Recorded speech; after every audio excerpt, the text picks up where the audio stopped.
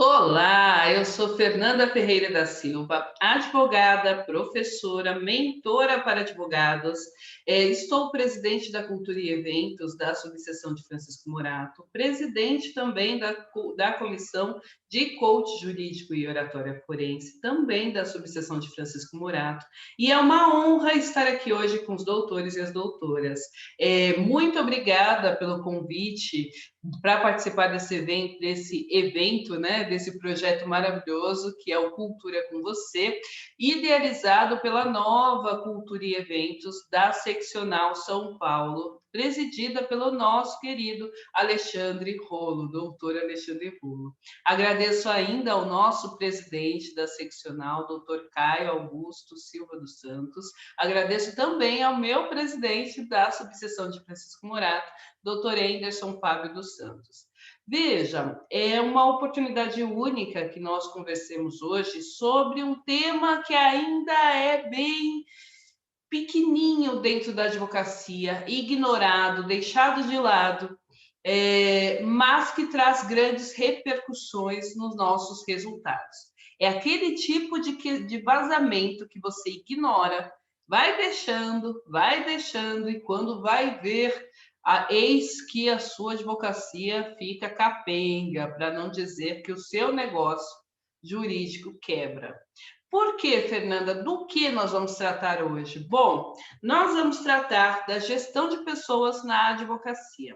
Como os doutores bem sabem, a advocacia, e eu tenho trazido isso nas palestras que venho ministrando para os doutores, a advocacia é um empreendimento jurídico.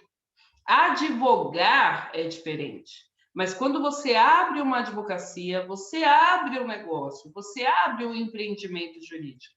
E esse empreendimento jurídico, diferente da mercantilização, que seria aquele lado, aquele viés negativo, né? De você só ver resultado, dinheiro, dinheiro, dinheiro, não.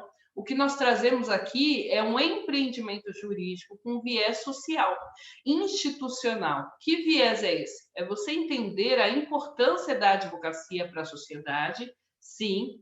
Entender que o saber jurídico é fundamental, técnico jurídico é fundamental para os seus resultados também, sim. Mas é você compreender que ignorar a gestão, o empreendedorismo jurídico na assertividade, na condução dos seus negócios jurídicos, vai fazer com que a sua advocacia seja sempre aquém do que se mostra, do que vem se realizando dentro do mundo no geral, dentro da sociedade. Então, hoje eu trouxe para os doutores um tema que é pitoresco. Nas minhas mentorias, eu observo muito a seguinte questão: Fernanda, agora eu preciso mandar embora um funcionário, não sei como. Fernanda, meu estagiário não consegue fazer nada do que eu peço, ele não entende. Fernanda, eu estou sobrecarregada, não consigo fazer mais nada porque eu estou cansada, a advocacia me consome muito. Veja, quando é o momento no qual eu devo contratar alguém? Quando é o momento no qual eu devo demitir alguém? Qual é o momento no qual eu devo reestruturar os cargos dentro da minha advocacia? Porque também existe isso. O meu funcionário, o meu colaborador está desmotivado. Como eu faço para mostrar para ele como se motivar? Como eu faço para fazer o meu colaborador se sentir realizado profissionalmente? Porque sim, aquele é o trabalho dele. Sim, aquela é a carreira dele. Como eu faço para conduzir a gestão de pessoas dentro da minha advocacia? É esse o ponto que nós vamos trazer aqui. E aí eu trouxe 3 pilares. O primeiro pilar é assim: quando eu devo contratar? O segundo pilar é como fazer a reestruturação da minha advocacia. E o terceiro pilar é devo demitir, como eu faço? Então, presta atenção, porque o assunto é extenso e a gente vai trabalhar aqui de uma maneira bem objetiva, bem concreta, para que esse conhecimento aqui seja o mais assertivo e o mais producente para que você implemente na sua advocacia hoje. Acabou essa palestra, vai desligar o computador e vai colocar a mão na massa e vai implementar agora, porque nessas 3 fases, em uma delas, com certeza a sua advocacia está, ok? Então vamos lá. No primeiro ponto, quando eu devo contratar? Quando o mentorado chega para mim e fala assim, eu acho que eu quero desistir da advocacia, a primeira pergunta que eu faço para ele é, me conta a sua rotina, me conta como é seu dia. E aí ele começa a contar pela dor, ele começa a me contar o que nele dói, porque é óbvio, ele está procurando uma mentoria para resolver uma dor. Então ele começa assim, eu não consigo mais dar conta de muita publicação. Chega toda hora uma publicação e aí eu tenho que ligar para o cliente quer ficar meia hora conversando. Os meus clientes estão me ligando toda hora em horários que eu não posso atender. Aí me manda no WhatsApp aquelas interrogações em vermelho. Já viu? O cliente te pergunta uma coisa agora, 1 minuto depois que ele fez a pergunta, ele vai lá e manda um monte de interrogação, quem nunca, né? Manda um monte de interrogação em vermelho. E eu fico recebendo isso, eu não estou mais aguentando, eu estou cansada. E eu fui para a audiência ontem, esperei a audiência, agora que nós estamos na virtual, fiquei na virtual aqui, esperando na sala virtual, e o cliente não sabia mexer, mas eu já tinha dado todas as coordenadas, ele não sabia. Veja, ele falou em algum momento sobre tese jurídica? Ele falou em algum momento sobre o saber direito? Em algum momento ele falou sobre alguma sentença que ele perdeu, foi improcedente? Ele falou de questões operacionais. Então, meu colega, quando você perceber que durante o seu dia, a maior parte do seu dia, a gente chama do Pareto, né? A lei de Pareto, que é 80-20. Quando você perceber que durante o seu dia, a maior parte do seu dia está sendo consumida por atividades que são meramente laborais, que são meramente obrigacionais, que são meramente repetitivas, executoras, né? Nesse momento é quando você deve acender o alerta, dizendo, opa, eu acredito que eu posso contratar. Eu acredito que eu posso chamar alguém para trabalhar comigo. Quando percebe, vou repetir, quando você perceber que o seu dia está sendo conduzido, está sendo tomado, sugado por tarefas, você se tornou um tarefeiro dentro da sua advocacia. Ou seja, você faz os recortes das publicações, você faz as diligências com seus clientes, seja seja no pedido de documentos, seja no envio de contratos, seja na realização de procuração, na escrita, no operacional. Tudo que for executivo, tudo que for executório, tudo que for tarefeiro dentro da sua advocacia, é o momento de você observar. Eu posso contratar alguém? Fernanda, e aí? Eu percebi que eu estou fazendo muita atividade operacional. Eu nem consegui ler a última jurisprudência, as últimas leis, eu nem consegui sentar para fazer de verdade aquela apelação importante, porque eu estava preocupada, eu estava correndo atrás de ficar pedindo documentos para o cliente que faltava. Eu fiquei correndo atrás de ligar para o meu cliente para fazer o tutorial da audiência virtual que nós teríamos. Eu fiquei correndo atrás de pedir e-mail para o meu cliente.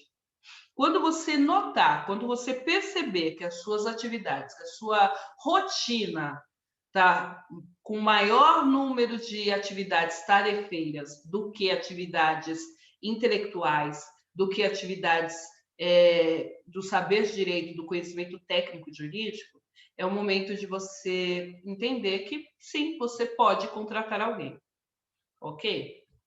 Agora, a gente vai mexer no outro ponto que advogado não gosta. Vamos falar de dinheiro. mas não do dinheiro que a gente gosta, que é a entrada, que são os honorários. Vamos falar do dinheiro que a gente não gosta, que é a saída.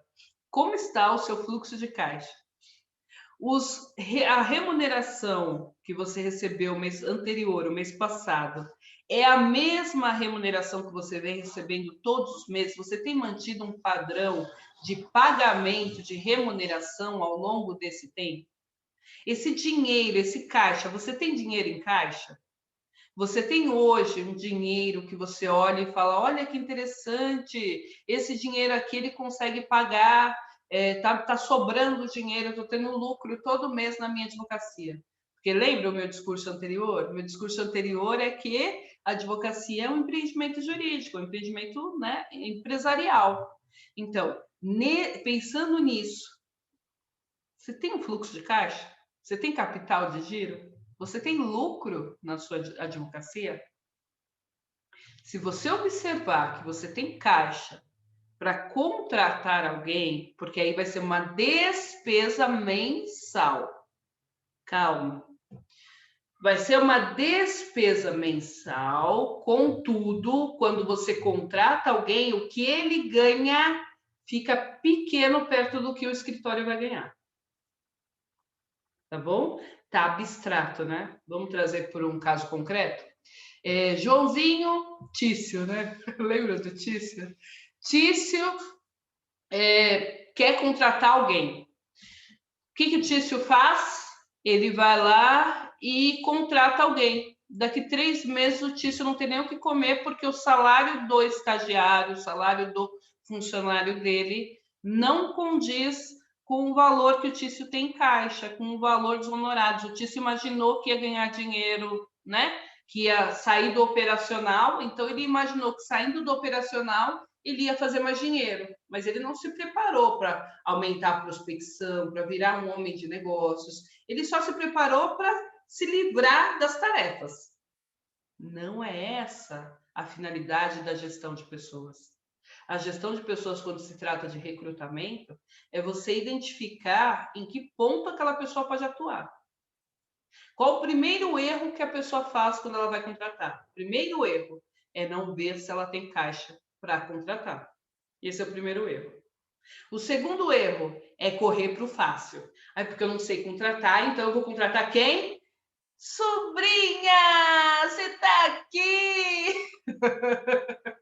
Vem trabalhar, sobrinha! Quem nunca? Quem você contrata? Quem está perto. De preferência que seja o seu amiguinho. De preferência que seja alguém que você já goste, confie. Porque você acha que o seu funcionário vai te roubar. Isso é uma crença. Você acha que o seu funcionário não vai te atender. Isso é uma crença. Pessoa desconhecida não vai conseguir atender a minha expectativa. Isso é outra crença. Então, o que você faz? Chama a primeira pessoa que está ali no seu radar. A primeira pessoa que está ali facinha. Você vai lá e contrata. Porque, afinal de contas, é só operacional. Operacional qualquer um faz. Lê do engano. Lê do engano. O engano maior das pessoas é achar que o operacional qualquer um faz. Não. É difícil você manter uma rotina. Se você trabalhar com algum funcionário do TI, que é a tecnologia da informação, todos serão unânimes em falar para você que o que quebra mais computadores é a alimentação errada desses computadores. Eu tenho um monte de amigo do TI, eles podem confirmar. Se você tiver amigo do TI também, fale um pouco sobre alimentar os computadores, alimentar os sistemas. Então, o operacional é fácil para você porque é a sua advocacia, é o seu trabalho. Mas, se você contratar mal, você pode perder dinheiro. Porque resolver ficar tampando ferida, ficar passando remédio, né, em feridas, vai te trazer mais transtorno e aquele desânimo inicial que você tinha vai aumentar cada vez mais, porque você vai falar, caramba, eu sabia, contratar foi a pior coisa que eu fiz. E na verdade não, só faltou estratégia, ok? Então vamos lá. Fernanda, estou estafada tem muito trabalho, não consigo respirar, minha advocacia não cresce, eu não consigo prospectar novos clientes, porque eu não tenho como parar para pensar como prospectar novos clientes. Por quê? Porque eu estou aqui presa, pensando só, fazendo mais do mesmo, fazendo. Bom, então, tem caixa? Se tem caixa, e ter caixa é assim, tirou o seu prolabore, tirou os custos da empresa, da advocacia, tirou o lucro, porque sim, você ainda tem que ganhar lucro, aí sobrou quanto? Sobrou X. Ah, então aí eu posso pensar em contratar. Lembrando que esse contratado, ele vai sair também do lucro, né? Por isso que quando a máxima no RH é assim, o funcionário tem que render pelo menos 10 vezes mais do que ele está sendo pago. Se o funcionário, seja qual for o perfil, ele está rendendo para você 10 vezes menos do que uma vez, duas vezes mais do que ele está sendo pago, ele está muito caro. Está muito caro. Ele tem que render para você de 7 para mais vezes mais. Ele não pode render menos do que ele está trazendo de retorno. É simples fazer esse cálculo. No primeiro momento, você vai ter menos desgaste emocional, porque você vai estar se concentrando mais nas questões jurídicas, técnicas. No segundo momento, você já se aliviou, já colocou em ordem todas as suas questões técnicas, jurídicas, porque você já criou um sistema alinhado, né, com aquele operacional. Sabe o que vai acontecer agora? Agora você consegue enxergar como prospectar, você consegue criar estratégias para prospectar os seus clientes, para prospectar novas pessoas, tá? Então, observa, depois de 3 meses, 4 meses, em média, você já consegue ter uma rotina, assim, razoável, adaptada, né, com esse novo colaborador, para que você consiga ver o retorno sobre aquela contratação, tá bom? Então, leva um tempinho, sim, para você ver o retorno sobre aquela contratação, mas não esquece, primeiro caixa, depois você decide quem você vai contratar. Decidiu quem você vai contratar? Quer contratar o irmão, o parente, o tio, o cunhado, o bisavó do tio, o cunhado da tia, da carotinha? Contrata, mas saiba que dentro do escritório, ainda que seja home office, ainda que seja trabalho remoto, dentro do escritório deve haver uma cultura, e a cultura ela é implementada no primeiro dia. A cultura são os seus valores pessoais, o que você tolera e o que você não tolera dentro da sua advocacia. Como você quer que o seu cliente se sinta dentro da sua advocacia? Como você quer contratar o seu cliente dentro da sua advocacia? Isso faz toda a diferença para que você tenha um retorno e enxergue como atender melhor os seus clientes e faça com que o seu atendimento seja melhor e mais robusto. Nota, toda vez que você faz esse alinhamento de como você quer que o seu cliente seja atendido, você vai treinar aquele colaborador, você vai treinar o seu colaborador para que ele atenda exatamente como você atenderia, caso fosse você. Quando a gente pensa em cultura de empresa, em cultura organizacional, em cultura do escritório de advocacia, é nesse sentido. É a gente colocar a alma do dono dentro daquele empreendimento.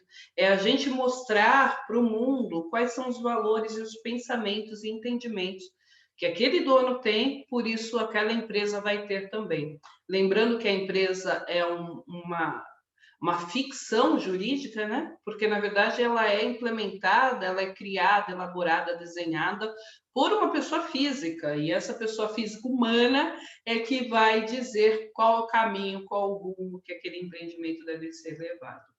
Então, se você vai contratar um parente, não há problema, não há nada que obste, né, você contratar um parente. Contudo, observa, é conveniente você contratar alguém com tamanha intimidade e que você não consegue demitir depois? Porque sim, quando você vai contratar, você tem que pensar em todos os cenários possíveis. Se você tiver que dar uma bronca nessa pessoa, será que essa pessoa não vai ficar ofendida demais? Como ela te leva na vida, no dia a dia? Às vezes, é mais fácil você ganhar mais dinheiro na sua advocacia e remunerar e ajudar e dar dinheiro para essa pessoa por fora, do que você trazer essa pessoa para dentro do seu negócio e essa pessoa literalmente ajudar a fundar o seu negócio. Cuidado, tá?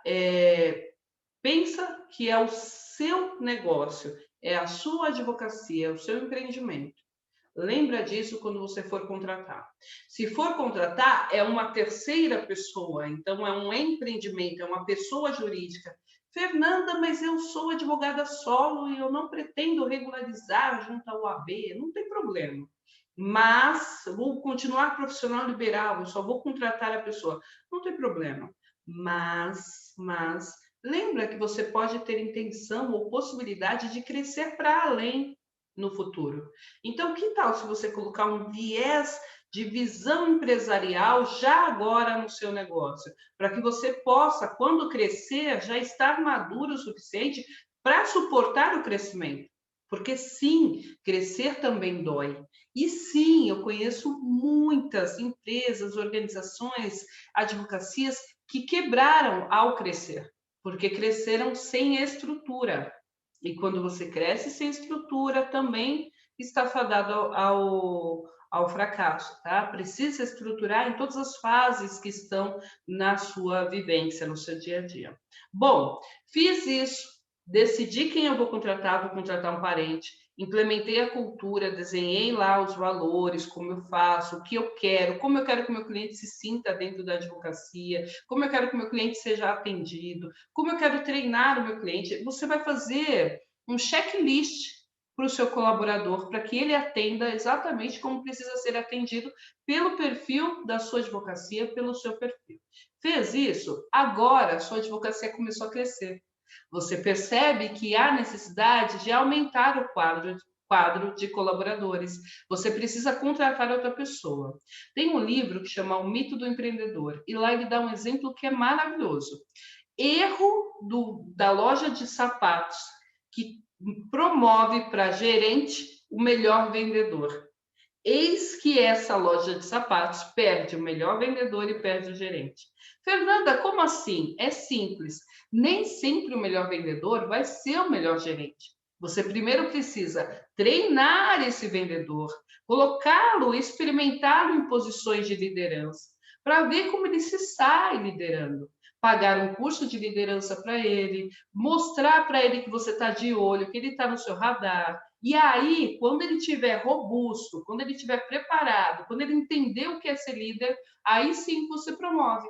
Por quê? Porque você vai ganhar mais vendedores tão excelentes quanto, porque ele já tem um método de vendas, mas você vai ganhar também um líder capaz, preparado. Erro da empresa que quer trabalhar com a meritocracia, sem entender que aquele mérito dele naquele momento, né, aquele acerto dele naquele momento, é porque ele é muito bom naquilo, se especializou naquilo, talvez para a carreira dele não seja nem o que você quer dar, mas sim o que ele está fazendo. Então, pessoal, conversem com seus colaboradores sobre futuro, sobre carreira, sobre programação do que eles querem, do que eles esperam, sobre expectativas. Alinhe expectativas com seus colaboradores, porque assim você vai remunerar melhor, você vai cobrar mais e melhor, mais assertivo, você vai promover melhor. Toda vez que você conversa, você abre oportunidade para ter resultados, ok?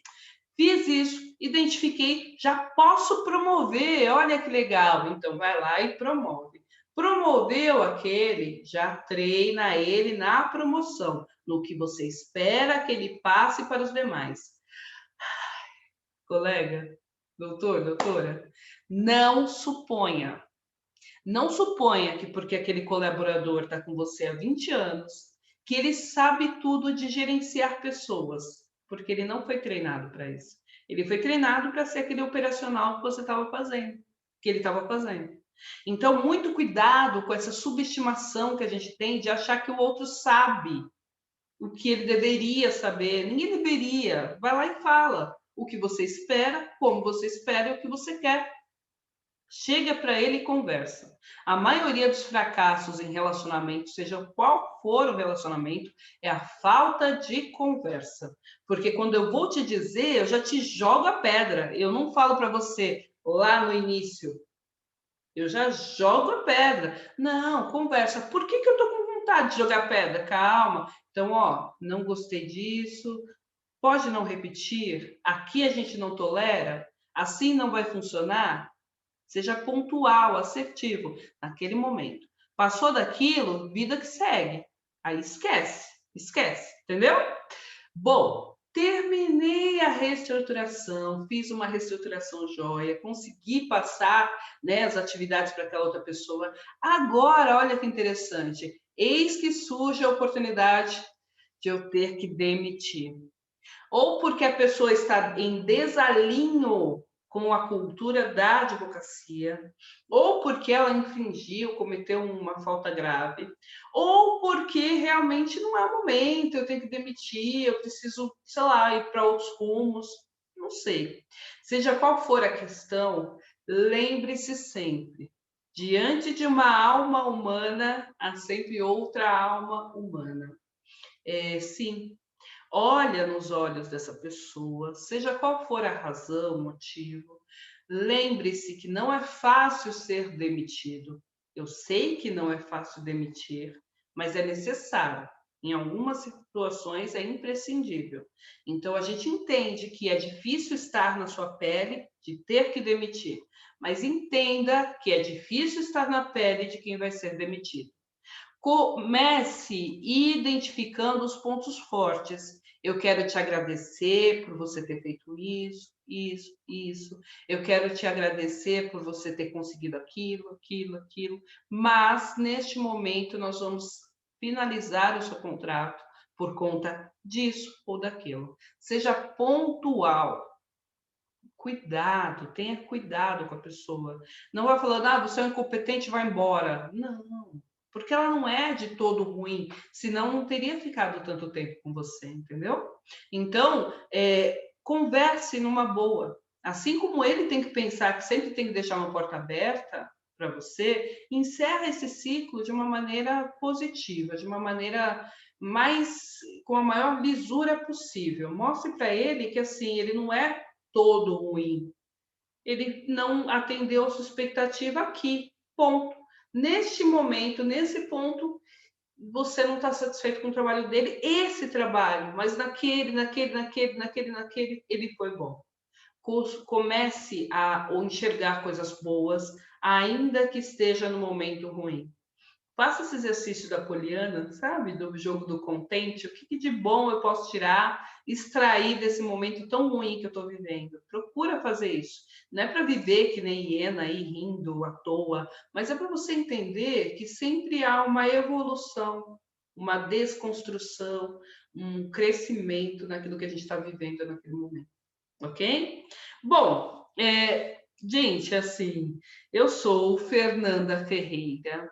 Encerro agora, então, essa palestra sobre gestão de pessoas na advocacia. Caso você queira me acompanhar nas redes sociais, tanto aqui no YouTube quanto no Instagram, Fernanda Ferreira Advogada, @Fernanda Ferreira Advogada. Pode me seguir lá, vai ser um prazer te atender. Se tiver perguntas, se tiver outras orientações, assim você vai ter oportunidade de evoluir, de crescer e desenvolver a sua mentalidade.